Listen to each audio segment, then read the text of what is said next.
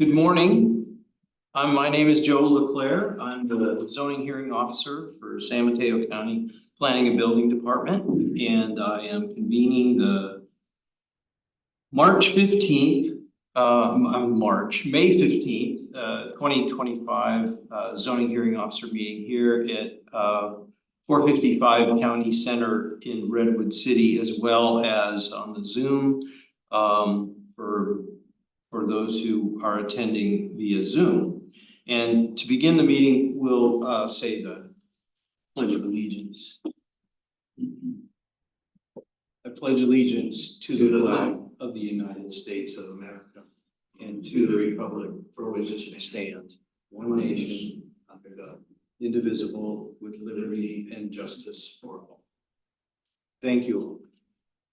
So, the first item on our agenda, as always, is public comment for items and matters that are not on our agenda today. So if anyone from the public would like to raise a matter that is not on our agenda, may do so. We have nobody here, no one from the public here at 455 County Center. So if there's anyone on the Zoom who would like to make a comment on a matter that is not on our agenda, please raise your hand so that you can be acknowledged and Ted can explain the process to you.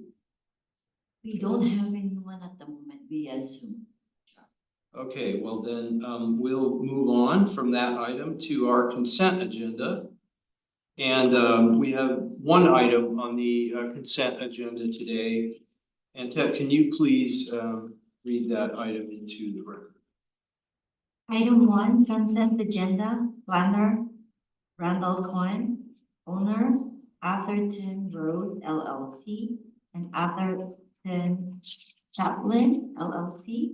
Applicant, the CVR Group Inc. for T-Mobile. File number PLN 2004-00177. Location 3351 El Camino Real, Redwood City.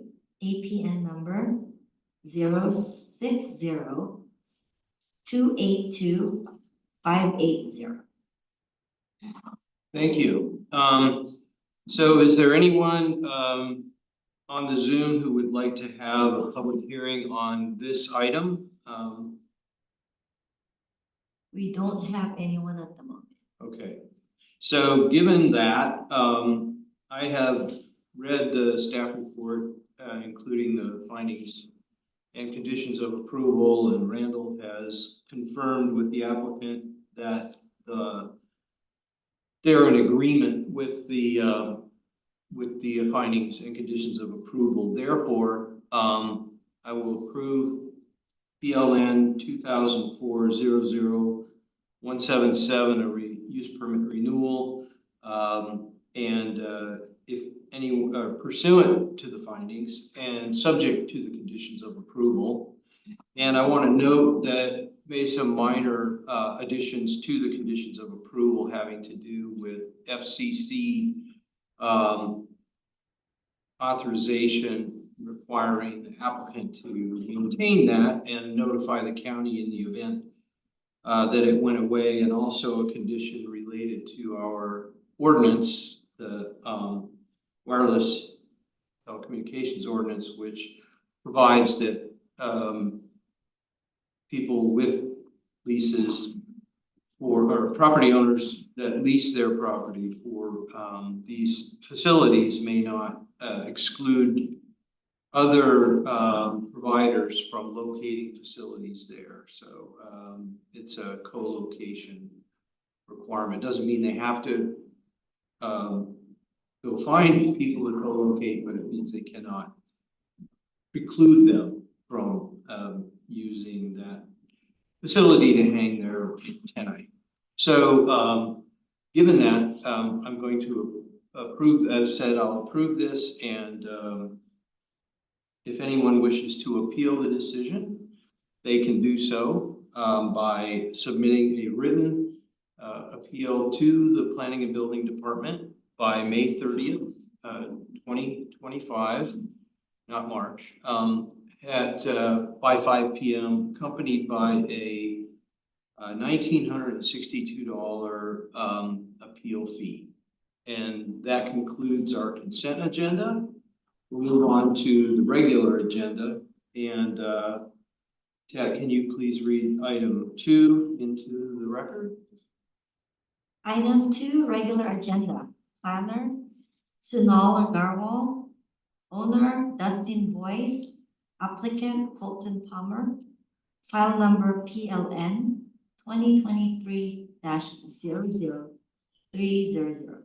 Location, 0 Harvard Avenue, unincorporated Princeton, San Mateo.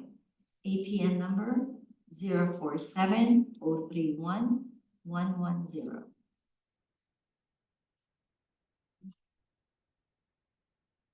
Okay, so now Sonal will make a presentation of the project when we get it up on the screen.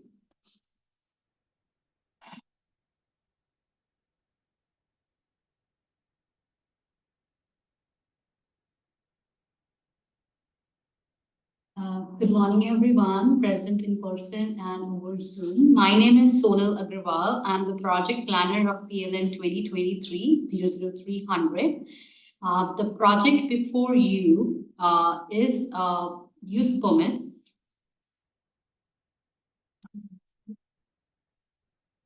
So the project before you is a consideration of a use permit, coastal development permit, and design review permit to allow new two-story, 2,435 square feet boat repair building and storage building on a 3,500 square feet legal parcel. Use permit is required as boat repair and sales establishment are not allowed by right. They are allowed only through a use permit. The project involves 65 cubic yard of grading and no tree removal. The project site is a vacant lot at Howard Avenue, APN 047-031-110 in the unincorporated Princeton area of San Mateo County. The project is appealable to the Coastal Commission as it requires the use permit. The two pictures here on the screen shows the site as it looks today, and also the site on Google Maps, or sorry, not Google Maps, GIS, as it is located in the neighborhood. Next slide, please. This is the current situation of the site as of March 31st, 2025. Here is the proposed site plan. The building is located in the rear half of the lot, which is a small 3,500 square feet lot with a width of 35 feet and the length of 100 feet. There will be 3 parking spaces provided for this building, and also trash enclosure which will be built on the site. The site will also have a 4 feet planting strip at the property. Out of the 3 parking spaces, 1 parking space will be ADA compliant, and there are 2 cypress trees at the front right corner of the site which will be protected during construction. Here are the proposed plans, which basically shows on the first floor reception, office spaces, and wide open space in the center. The second floor will also be open, and then the roof plan also shows some solar panels. The proposed building is a corrugated metal building which will be 30 feet tall, and as it shows here, it will have gray colored theme, and the color scheme is shown on the screen. Here are a few other side elevations of the site. It's a pretty flat site. So the project was also referred to CCWD and Granada Community Sewers District, and both of them have confirmed availability of sewer and water connections. The project complies with general plan. It complies with local coastal plan, specifically the policies listed here, and with zoning regulation, all the components of the zoning regulations of WDRCD district, It complies with DR standards and it also complies with use permit findings as listed in the staff report. The project is categorically exempt from CEQA pursuant to section 15303 class 3 relating to construction of and location of limited number of new small facilities and structures. So I recommend that the zoning hearing officer approve the use permit, coastal development permit, and DR permits for county file number PLN 2023-00300 by adopting the required findings and condition of approvals contained in attachment A. And with this, I conclude my presentation and I'll be happy to take any questions. Sure.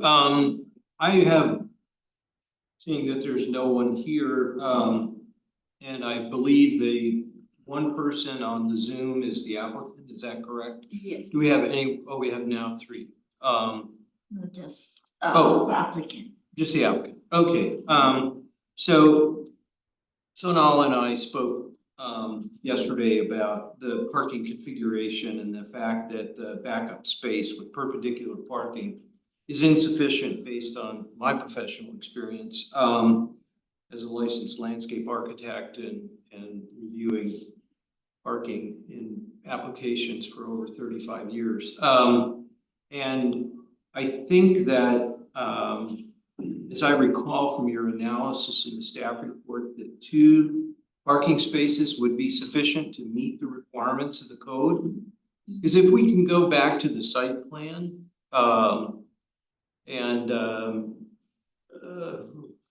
which slide that is, but maybe just raise that up and other direction, very beginning. There you go. 4.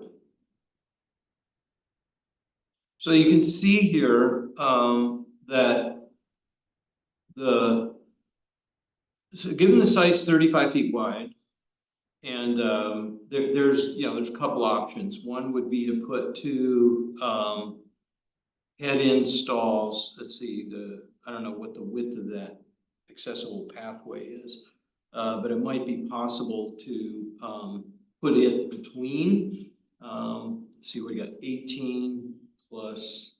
Well, that would end up hurting the drive aisle for the boat doorway. But the point is that there's insufficient backup space to prevent people from sort of crashing into the adjacent building as they try to navigate into those spaces. So particularly the one closest, actually, and then trying to make that turn without running over the landscaping to get into the space nearest the street. So I think it may be that 2 spaces is all you can accommodate, and that it may be necessary to find a way to either go to parallel parking or some other configuration.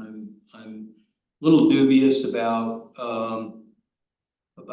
angle parking. It's possible. It will definitely create drive aisle space that you need. But again, I think you're down to 2 spaces unless the the garbage is moved somewhere somehow. And so there's a lot of, we're not going to design it here, but there's a lot of parts that can move around to solve this. But the current configuration is not workable, and I leave it to you and working with the applicant to come up with something that works, provided that there are 2 at least 2 parking spaces consistent with the requirements of the zoning code.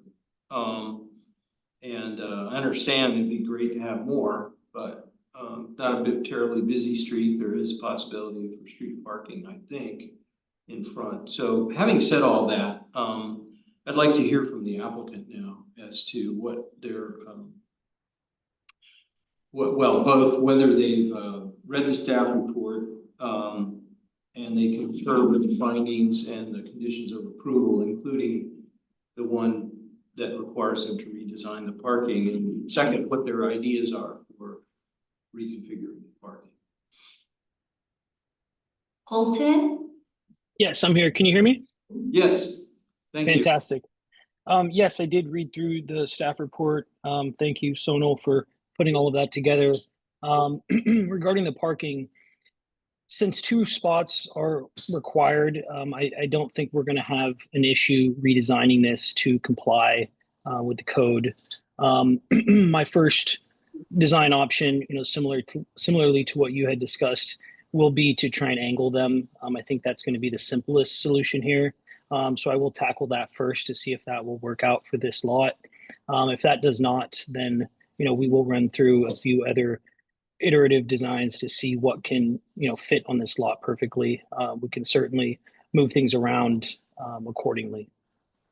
Yeah, I think that the one downside of the nice thing about perpendicular parking is that in theory you could you could do a K-turn, so to speak. You pull in and you back into the loading zone area and drive out head first. Correct.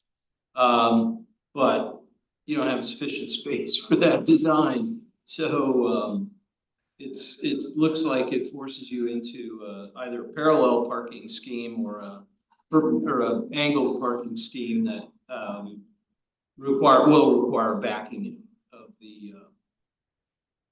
of the property onto the street. And as unfortunate as that is, I'm afraid it's probably going to be one of those two. Yes, I agree.